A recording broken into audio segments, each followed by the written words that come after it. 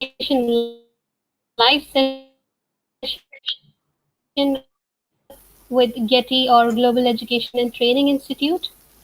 And today we have with us Dr. Anita Pauline Day, ma'am, and then shifted to education from last 35 years, working with W.H. Smith School as coordinator. She worked there for 3 years, then visiting faculty at School of Management Sciences. Then she worked as a principal and director of W.H. Smith Memorial School since 1992 till today. She strongly believes in service to mankind, thereby became a member of Rotary Club, Varanasi South, and served continuously as a director, co-chairman Literacy Zone, program committee chairman, and finally as the president of the club in 2014 and 15, and was awarded Best President Rotary Club International District. She is an active member and second vice chairman of Indo-American Chamber of Commerce for last 15 years, ex-president Human Rights Commission Local Committee, ex-secretary of Varanasi Public School Association, life member of Varanasi Management Association, inspector of schools for councils for ISC exams, quality circle facilitator since 2001, to name a few. A keen debater, dramatist, poet, Uttar Pradesh 2002,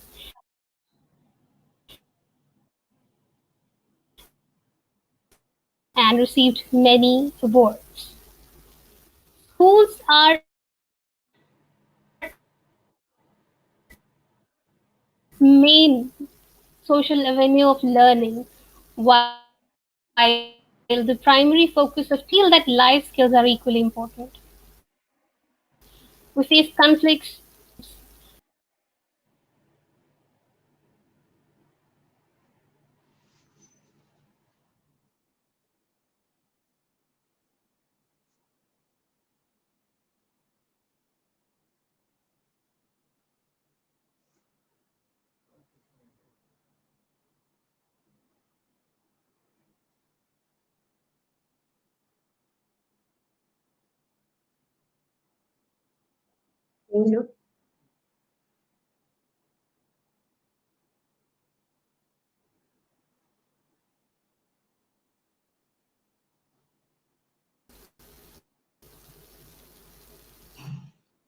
so today we have with us Dr. Anita Day.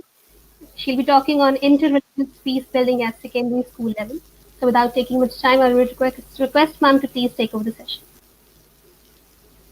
So I should say hello, and I should say namaste, and I should say assalamu alaikum, and a whole lot of other greetings, because I'm going to be speaking on a topic or a subject after my heart, that is interreligious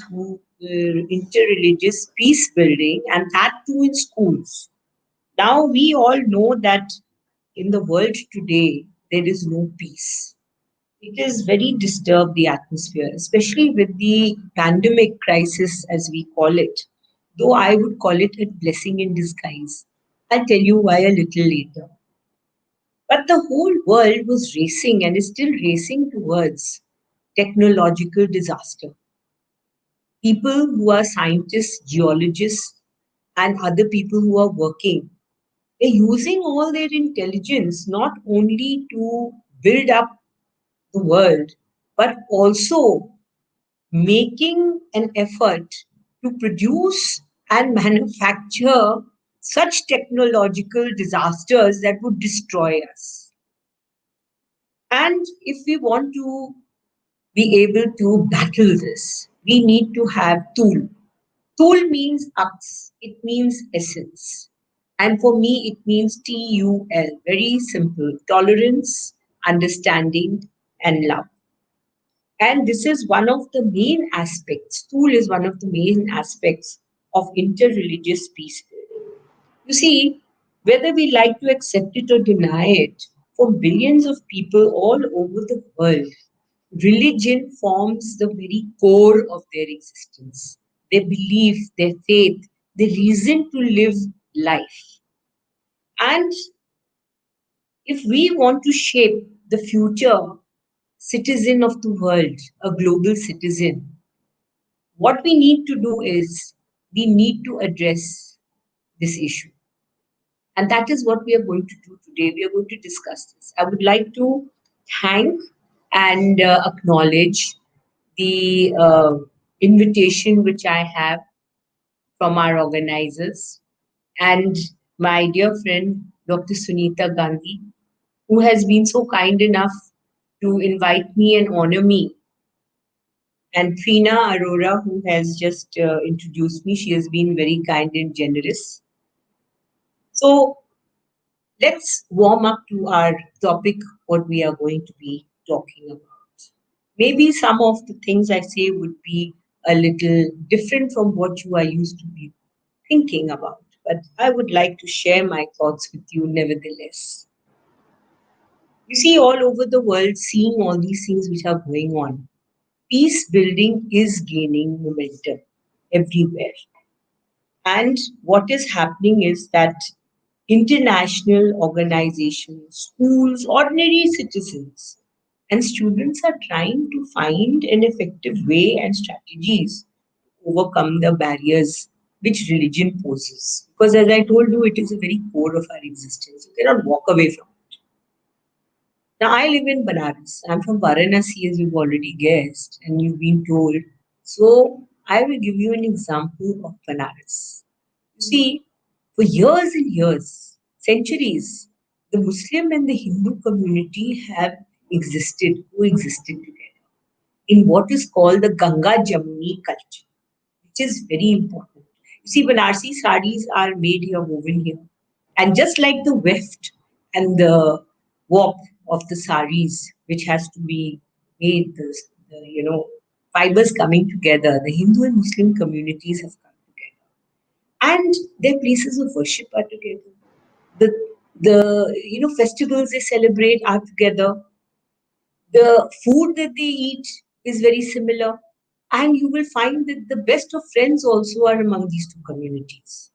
So this is the Ganga Jamuni Tehzeeb. And I would like to share with you my experience of meeting a gentleman who was a Jewish gentleman, Professor Mark Katz, who he doesn't like to be called Professor.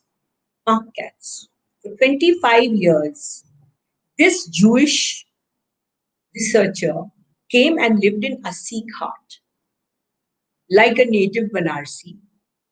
And what did he do his research on? That during the Ram Leela, all the accessories that were made, for the Banar Sena and for all the people who are acting in the Ramayana and the Ram Leela, which is very famous of Ramnagar, they were all Muslim karigars, Muslim workers who were making all these accessories. What a beautiful thought. And what a way to learn about the Ganga Jamuni culture. So, coming back to what I was saying, that there are people like Mark Katz who exist, who have shown by their life and their dedication that yes, there is hope. There are people who are there who can, do these things. And education has to learn. Because you see, experts from all over the world believe that education is the key to unlock the peaceful coexistence, to fight hate, terror, disharmony, and that society itself has to transform so that we ensure the future of humanity is in stable hands, empower people with the correct attitude, knowledge for a safe world. How are we going to have a safe world and to build a sustainable environment for the future? Education also has to transform the human situation. And it can only do that by changing the social structures and patterns of thought which are running it. Education has to help communication. You will see later in my talk why. This is very central to transformation of the human mind because if you cannot convey your thoughts, can you communicate what you are feeling to each other due to mistrust or any other reason, then you will polarize. And when you polarize, there will be conflict. You have to be able to establish an integrity of perception, a right relationship not only with each other but with one's environment, and more than anything else, to make a person humane, to love humanity, to have understanding and hence love.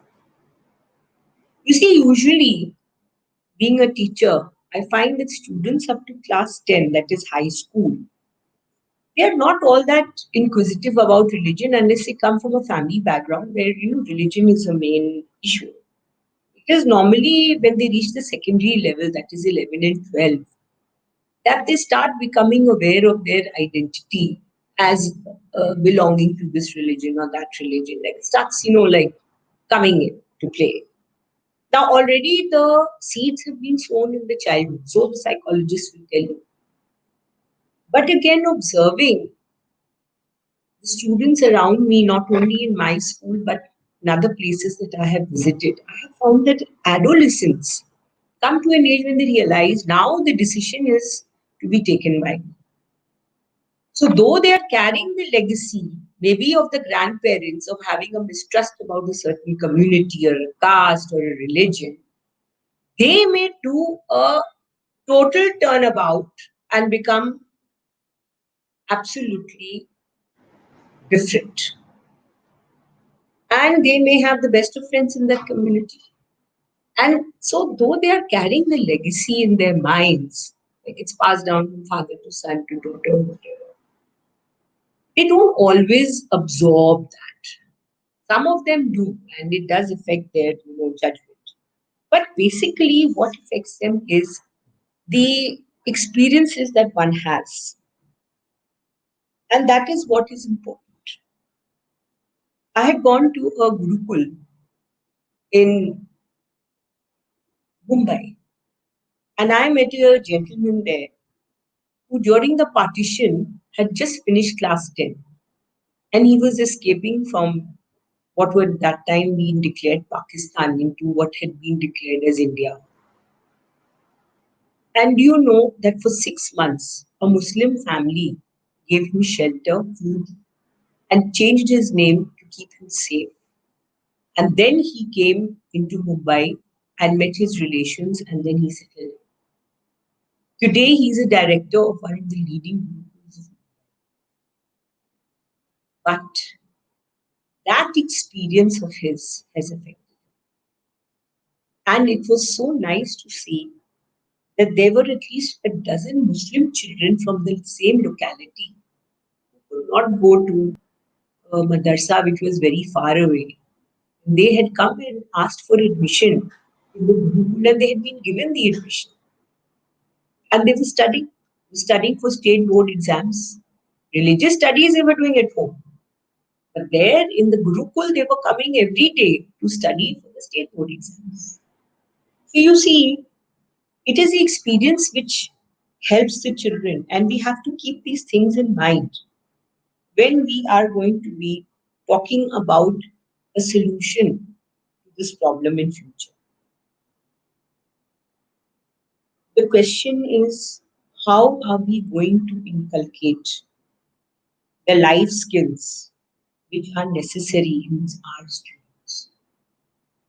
There is a paucity of time, crowded syllabus. Of course, now nobody is coming to class. There are crowded classrooms with a cross section of children who are totally different. Teachers with varying abilities, thoughts, prejudices. There is the local administration who has holidays and closes school for some reason or the other, not enough time, examinations all the time to make sure that the child is learning. In all these, in this fabric of school life, how are we going to fulfill this tall order? How are we going to do it? There are ways. Friends, there are ways. And many of you are doing it. I know that today, though I cannot see and hear you, you can see and hear me. And I acknowledge the presence of so many of my fellow principals and teachers and eminent personalities like you who are listening, who are so experienced. You could show me the light. Today I will share my light. You see, there are two types of education Paul Fryer says. One is the banking system, which is not a very good one, in which you bank, you put in all the information, and the child is supposed to take it. And unfortunately, many of the school, maximum number of schools in India follow that system, especially the government schools. But having said that, there are exceptions to every rule, by the way. That is not going to work. What is going to work is the problem posing education. This is going to build the children up into critical thinkers, increase their creativity, stimulate the true reflection, and help them to think about acting on reality.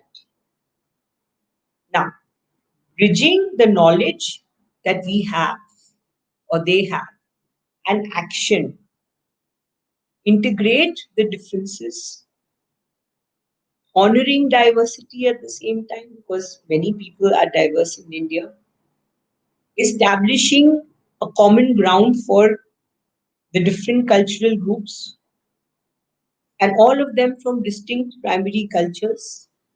This is only possible through a couple of things: dialogue, reconciliation, renewal of relationship, and all these through an educative process to give us sustainable peace and coexistence. By the way, these issues are addressed at Malviya Center of Peace Research in Banaras Hindu University, Varanasi, coordinated by Professor Manoj Mishra and guided by the UNESCO Chair Professor Priyanka Rupal. The teacher faces the challenge. Teacher faces the challenge. Coming back to our topic, they have to go from what is known to unknown. So they have to respect the knowledge that the child already has locally of the local situation. And then they have to create a situation in which they will be transformed into global citizens, to develop a global perspective, not be focused only on themselves and a narrow, you know, way. Here, school education is very important. Every school has its identity, whether it is a government school, private school, whether it is any board, the management, the principal, the teachers, the parents, the students, environment of the school, the darwans, the guards, the maids, the bus drivers. These are all the stakeholders, and everyone plays a crucial role in promoting peace. Thus, all these diverse challenges need to be met in a very flexible, sensible, and practical way.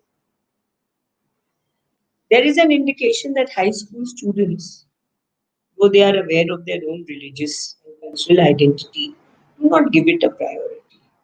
For them, it is more important to decide about subject choice, the coaching that they are going to join, the marks that they are getting, where their friends are going to be studying. At higher secondary level, however, they are getting ready to go to college, getting ready to start studying careers ahead in life. And that is a time when they know that they are decision makers, that the effort has to be made by the school, by the education system, that life skills have to be inculcated, like non-violence, coexistence, respect of other faiths, touristic culture of the society, basic ideology of secularism, All this without feeling threatened about one's own identity. It is a very tall order. So a research was undertaken, and this was aimed at observing and reporting the religious peace building through studies of activities. So this is not a paper or anything in which we are talking theoretically. This is all based on what actually is happening in schools. 8 states of India, CBSE, ICSE, state board schools, Gurukuls, Madarsas have been studied.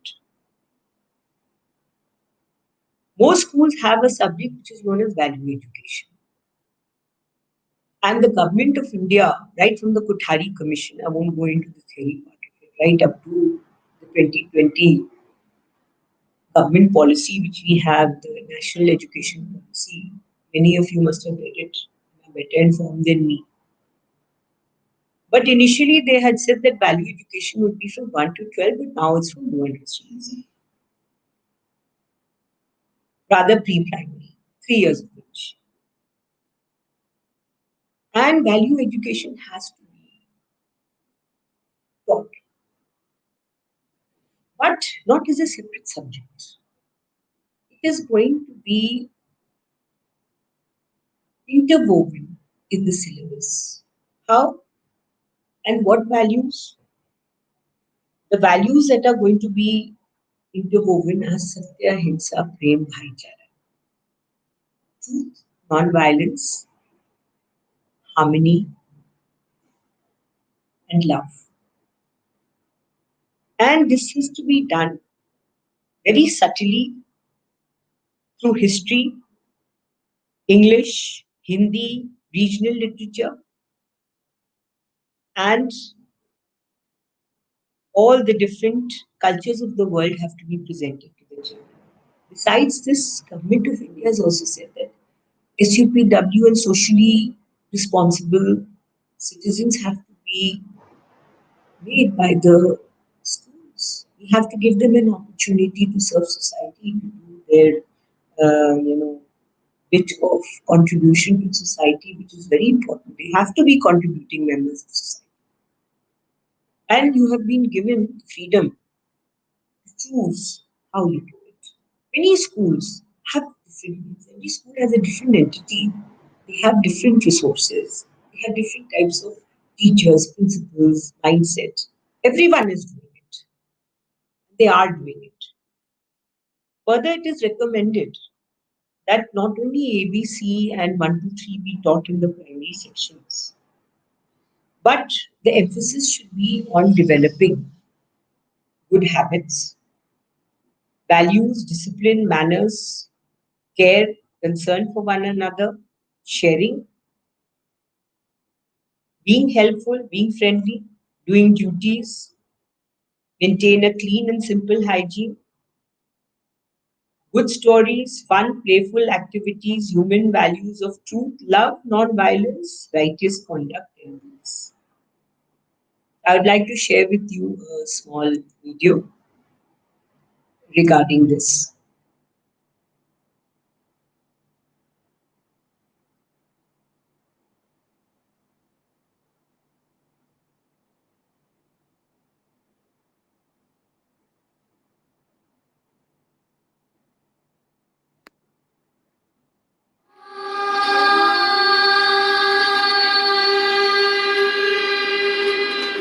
विष्णोर्नुकं येज्ञानप्रभो जय्यः पार्थिवानि विभवेन जान्ते यो अस्काभायदुत्तारं सहस्थं विचक्रमाणस्त्रेधो लोगायः प्यारी माँ मुझको तेरी दुआ चाहिए तेरे आंचल की ठंडी हवा चाहिए लोरी गा गा के मुझको सुलाती है तू मुस्कुरा कर सवेरे जगाती है तू मुझको इसके सिवा और क्या चाहिए। गुरुकुल शिक्षा पद्धति जो हमारी प्राचीन पद्धति है। पहले एक ही पाठशाला में राजा का पुत्र और रंक का पुत्र दोनों एक साथ पढ़ते कि वही हमारी पद्धति रहे, जिसमें न कोई जाति भेद, न कोई देश भाव, न कोई ऊंच नीच, कुछ नहीं। हम सब एक साथ रहेंगे, एक छत के नीचे रहेंगे, एक जैसी विद्या को पढ़ेंगे। भोजन भी हम सबका एक जैसा होगा। आचार्यों का, विद्यार्थियों का, अतिथियों का, सबका भोजन एक ही समान। पता नहीं चलेगा कि यहाँ कौन सा बच्चा अमीर घर का है, कौन सा बच्चा गरीब घर का, कोई भेदभाव। Oh Lord my God, when now in awesome wonder consider all the works thy hands have made.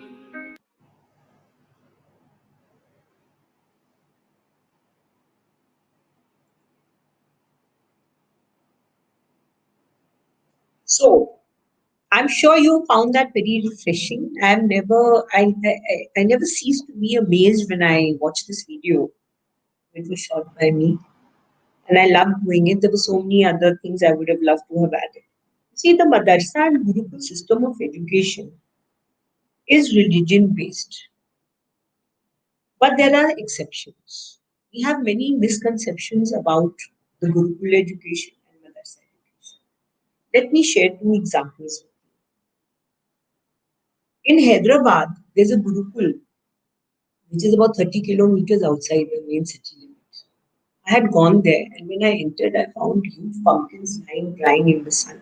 And I also found four cows tied under it. So when I went over there and met all the batuks and I met all the children, they recited Ved part and it was time for lunch. Three of them come up to me and they tell me that Mataji, आज हम लोग के साथ भोजन करिए. So I said, हाँ दीजिए. So they gave me that dried pumpkin made into some vegetable, and they gave me curd, which had been made from milk, prepared from milk, which they had got from the cows. So I asked Guruji Acharyaji that this is what they eat. Where's the rice and the roti? And he laughed and he said, there's no rice and roti because we can only grow the pumpkins and we can only milk the cows and what we get from there. And I was amazed. I was so happy. And they knew that I didn't belong to their belief, their religion, but they welcomed me. They welcomed me traditionally by touching my feet. They welcomed me and they shared their bread with me. They broke their bread with me, and I was touched. I said, see, this is what is real India. Similarly, I went to a madrasa. This madrasa was in Ahmedabad, and it was a co-ed madrasa. So I entered the madrasa and I go to the principal's office and I'm told that principal is sitting outside with the students. So I went outside and I found that that Ram and Lakshman ka hiran ke piche, golden hiran, the golden deer, Sita ji has just told Ram and Lakshman that go and get that deer for me, and they have both gone. And that scene was going on. And half the compound, the girls were sitting from the madrasa, and half the compound, the boys were sitting. And all the teachers, Maulanas were sitting at the back along with the principal, and they were enjoying. And he tells me, the principal, he says, हाँ बैठ जाइए, तशरीफ रखिए, थोड़ी देर में हम लोग बात करते हैं. Total involvement. Children were so involved. They were completely enamored. And I said, look at this. We have a misconception that in madrasas they're not talked about other religions. They don't talk, it's taboo. It's not. They were clapping away, they were enjoying themselves. And when they broke up for class, the next class they had was a class in which they had to discuss what they had seen. So you see that Experiences teach you more than anything else. And you should never generalize because you don't really know what's out there. You've been everywhere. You haven't. So you cannot say that. And this is exactly what we wish to, as educationists, share with our students. We have to, you know, build up in them an inquisitiveness that they should learn firsthand what is happening before standing in judgment on other people. So, although we get a lot of values, and religion is not the only major source of value education. What is required in education with religion is their basic values. Up to class 4, children are taught about the life histories of the various religious leaders and sects and how did it start, what are the founders, what are the teachings. Middle school, it becomes a little more complicated. That's already there in the national curriculum framework. And then later on, there should be a discussion that this religion, see, they're so similar. They're teaching the basic values of love, of non-violence, of serving humanity. And this comes from all our religions, of all of us who are sitting in class. From childhood, we've sat together. So as the years go by, and you pick up more habits, you learn how to, skim, surf through the internet, and you learn so many things. What about surfing through the internet? Your internet, your mind, your heart, your belief. That is what children need to learn. And how are they going to learn it? You don't have to teach them. You have to just create an environment. You have to have a system in which they imbibe it from all over wherever it is. And education is the key to transformation of society and the world. I would like to share with you what a body, the United Nations, which is a collective of nearly 190 nations of the world. They have lately emerged as a pivotal platform to facilitate creative dialogue. Initially, they didn't do it. This creative dialogue is between religious NGOs, faith communities, humanitarian development practitioners, faith based organizations, and other religion inspired actors. And all this to achieve the sustainable development goals. These goals are very important. And in these goals, on the fourth point is education, a very important part. They also have the International Automotive Task Force, and this has emerged as a prime supporter of this endeavor by United Nations. To treat this with sensitivity and appreciate the role of religion in bringing world peace. I would like to quote what the UN Secretary General has said, and lately how she has urged the different religious leaders of faiths to join in the everyday battle to defeat the COVID-19 threat and renew our faith in one another. Quote, never before have we witnessed educational disruption at this scale. Partnership is the only way forward.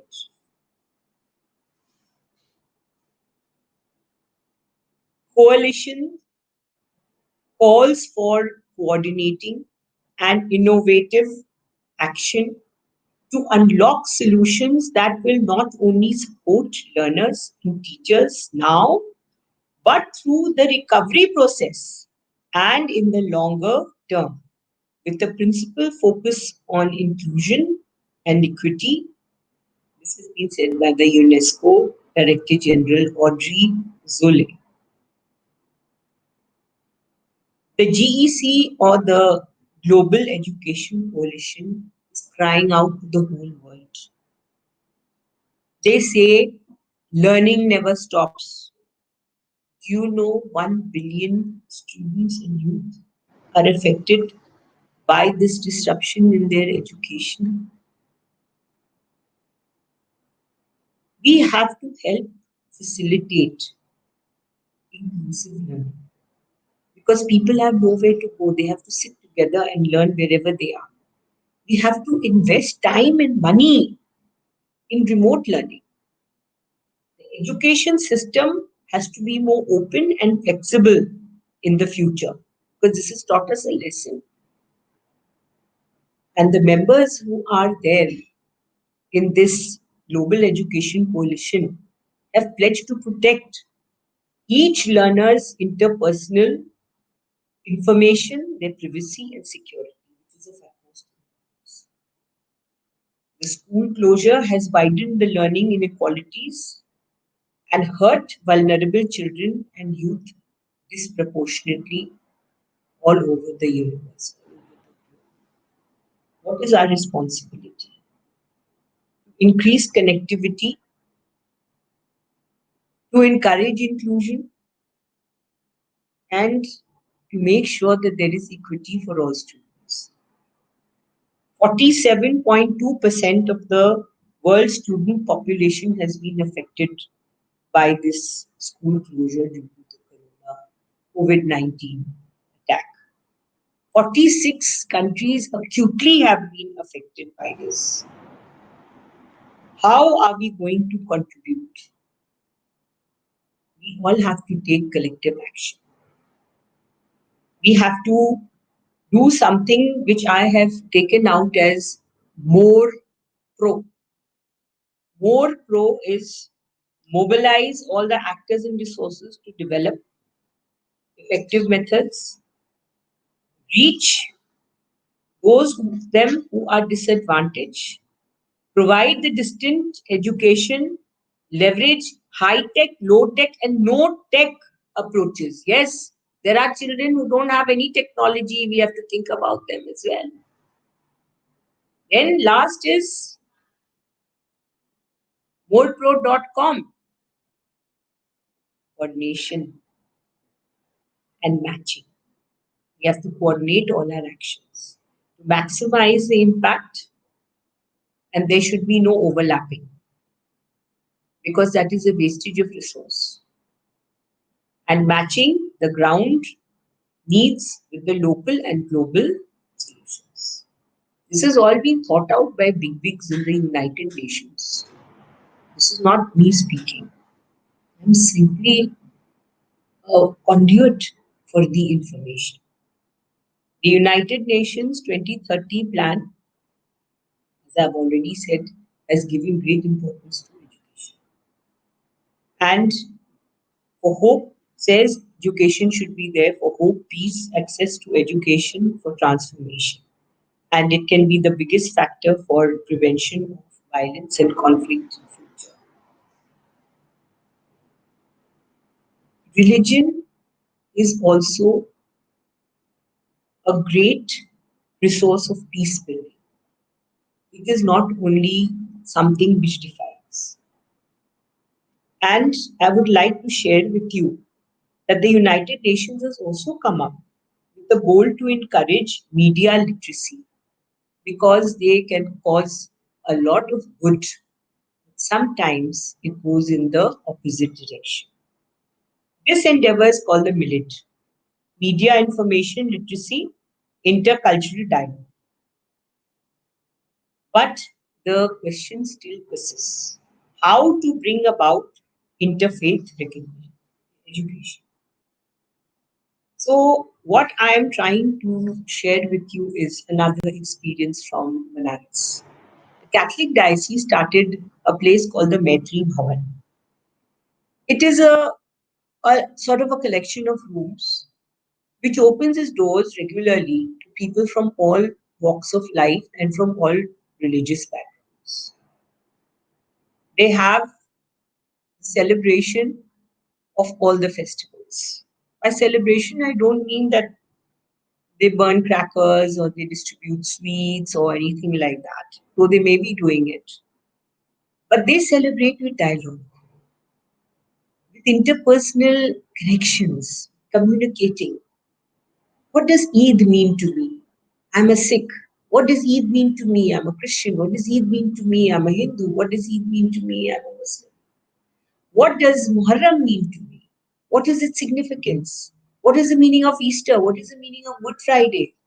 What is the meaning of so many Guru Nanak Jayanti, so many festivals, so many celebrations, all diverse, belonging to different religions? And they are the best of friends. They all meet under the roof of Maitri Bhavan. And in the past, when there have been disruptions, people from Maitri Bhavan, meaning those who are friends over there, they move out into the streets and move into the riot areas, disturb areas, so that they can reach out to people and they can, help make a difference and bring peace in the whole society.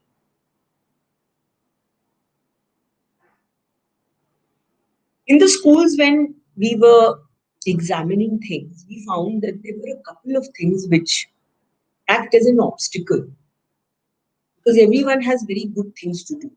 Won't go into the details because everyone is different. Everyone has its entity. The first is a prejudice. How are you going to fight the prejudice? Prejudice in the mind of the management, prejudice in the mind of the teacher, prejudice in the mind of the parent, the students, everybody. You can only do it through that, talking to each other, removing all the cobwebs from your mind. And that is a very important thing. This can only be done when you organize these programs. They don't need money, they don't need resources, they just need the people and the place, the space where they can meet. The very fact that they can vent their thoughts, they can talk it over, helps them to deal with accepting another person's belief. Then there should be a unity of purpose.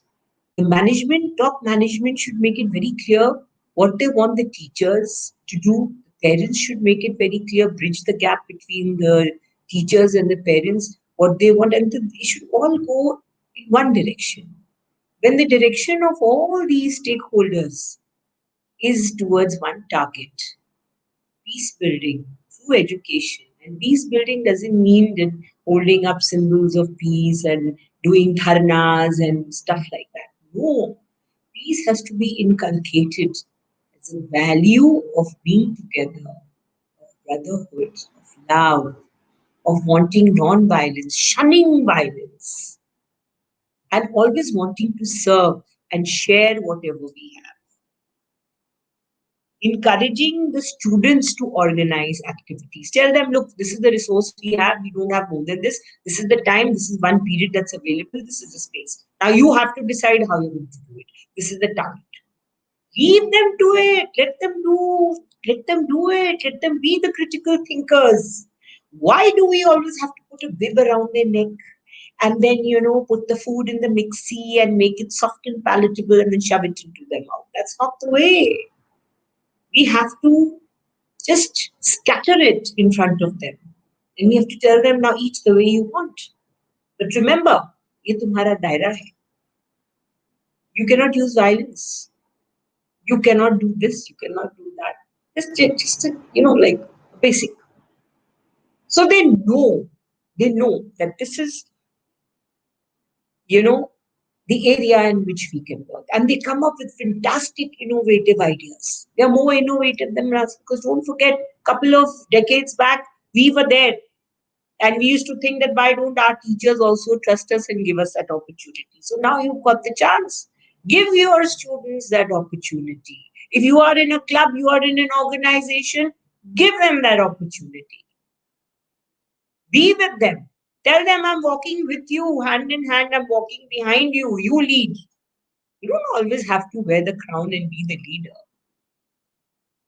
You have to work from the back, from the side. That is what is more important. And then, of course, communication, I have already stressed.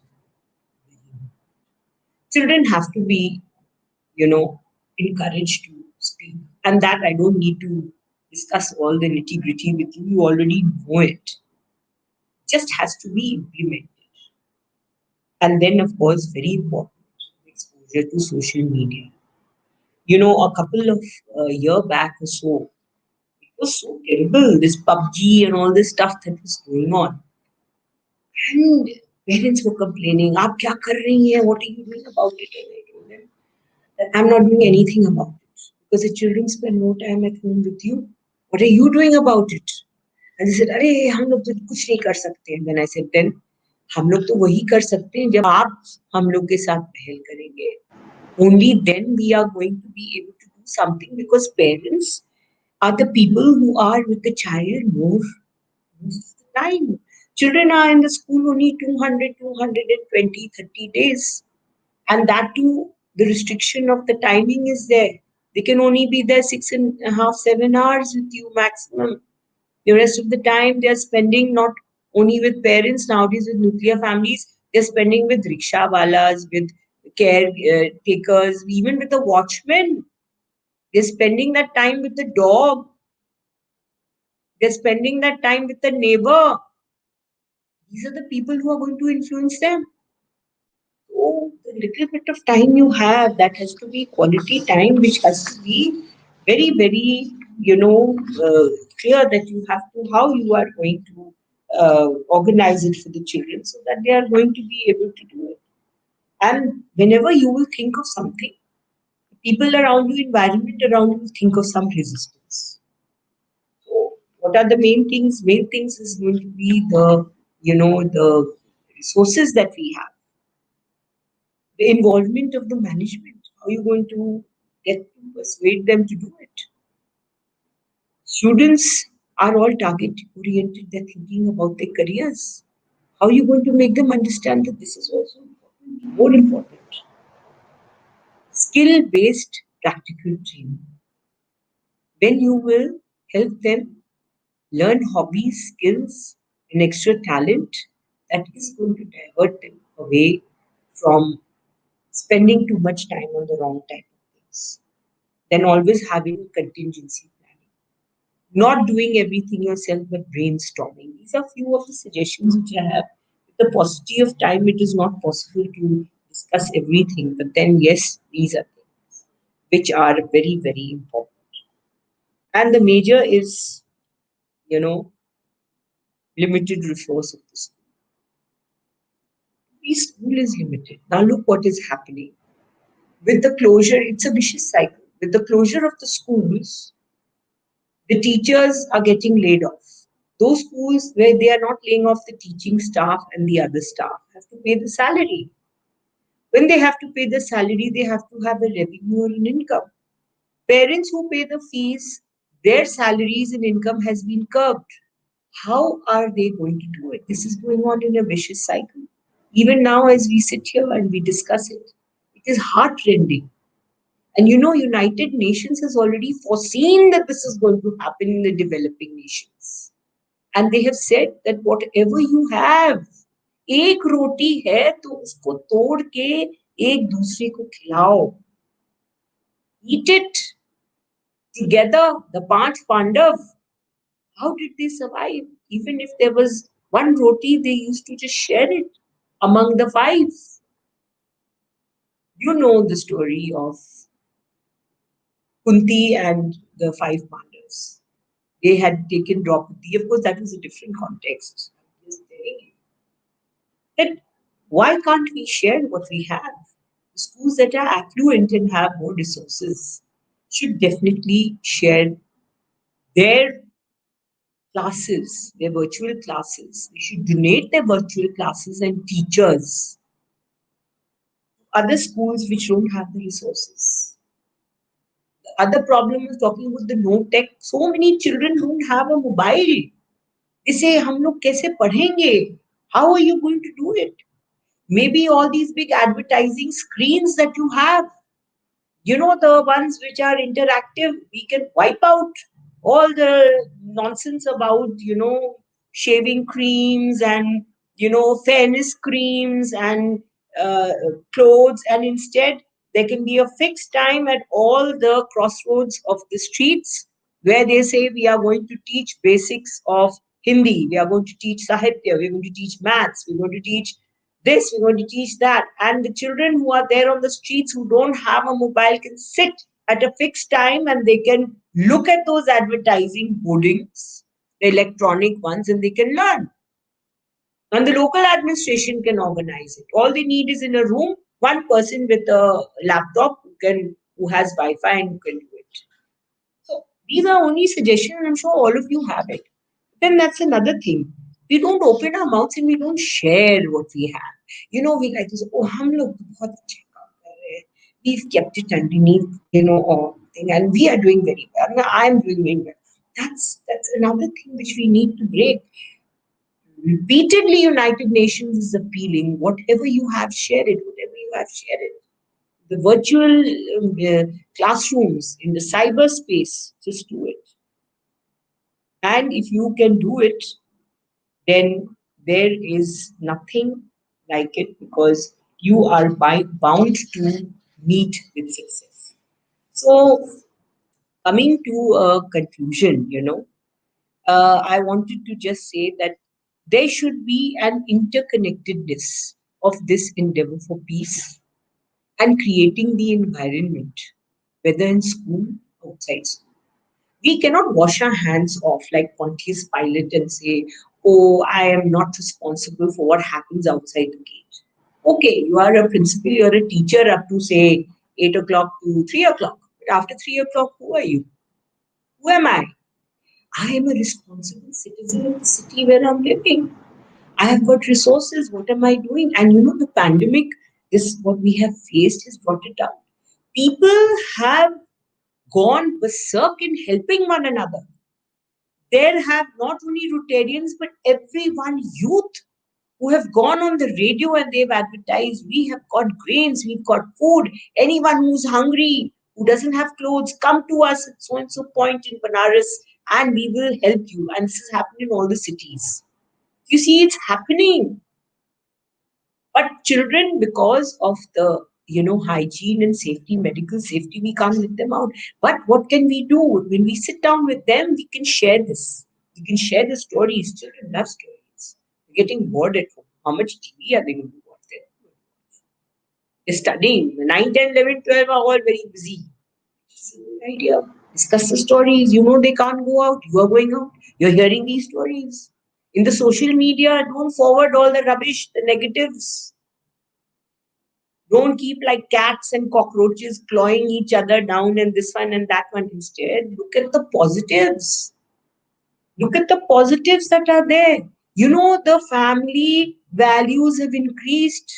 I have spent more time with my daughters from the time that they have been born. I was a working mother. As soon as they used to be 3 months old, I used to put them in a pram in my office or my mother would take care. Now you tell me, this has been the time when I've spent maximum amount of time with my children. With my husband, I've learned hobbies. I've learned acrylic painting. I'm learning extra language. I won't tell you which one. And then after that, I've done learned so many dishes and I've had time to catch up with friends. So if you look at the positive side, you have to help the children who are your students also to look at the positive side. Tell the teachers, the class teachers, when they go into the virtual classroom, sometimes surprise your children. Don't only teach them, but do the out of the ordinary stuff. So, to sum up, the seeds of non-violence, peace building, harmony, compassion for others, understanding of different faiths, belief, culture, these all have to be sown like seeds in the ever growing impressionable mind of the adolescent. And the negative feelings have to be weeded out. And if we can do it, the young Indian, irrespective of caste, creed, is strong in values within, will be an ambassador to the youth of the world, an icon of non-violence and peace. Eventually, this peace movement through education will rid the world of terrorism in all its forms and go to build a world safer with lasting peace. I would like to share something with you again.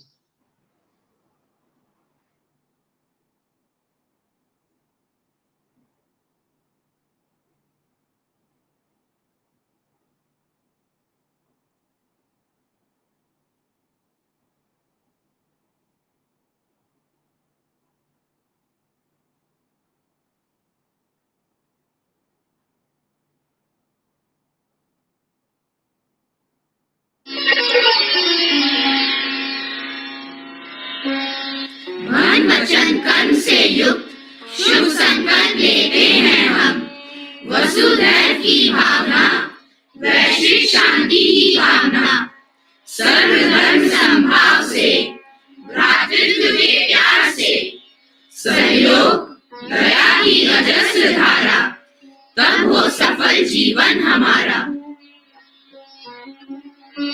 With thought, word, and deeds, together take this joyous pledge. Think the world is our family. Strive for world peace and unity. Give equality to all religions and culture. Love for our sisters and brothers. Compassion, cooperation, commitment to grow. Feeling of universal brotherhood forever flow. So help is to strive forward and together on the golden path of world peace and harmony forever.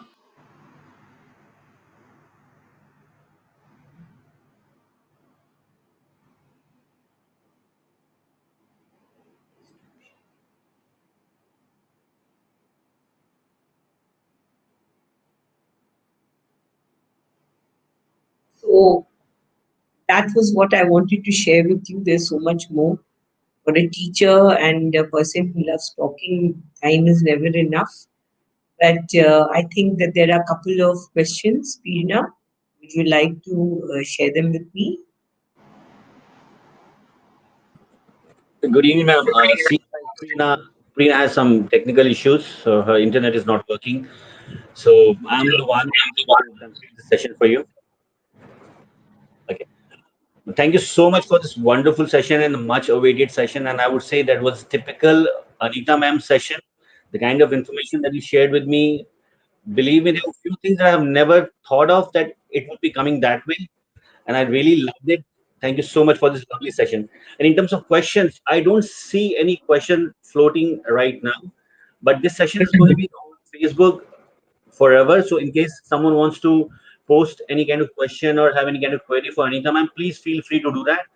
However, I can see loads and loads of appreciation messages asking for blessings, good evening messages, loads and loads of them. Uh, I can highlight few of them. For instance, Aryansh is saying very informative, and he's talking about wash hands. Then Anita ma'am is wishing, Namrata ma'am is wishing good evening.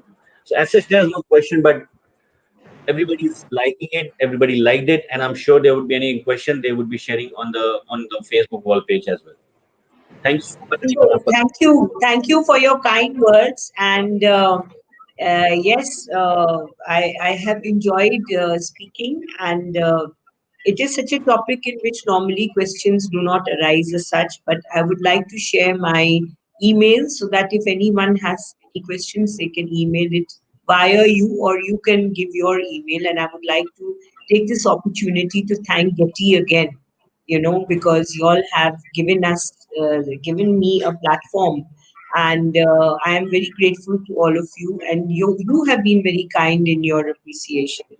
Thank you so much for everything, and especially I would like to thank all the organizers, your technical team, and all the people who are there into the founding of Getty, which I think is an excellent movement, and it should pick up and it should spread, because this is a platform which can be used, nowadays to do exactly what the United Nations wants, that constructive things need to be done. sure, ma'am. Thank you so much. Thank you so much, ma'am.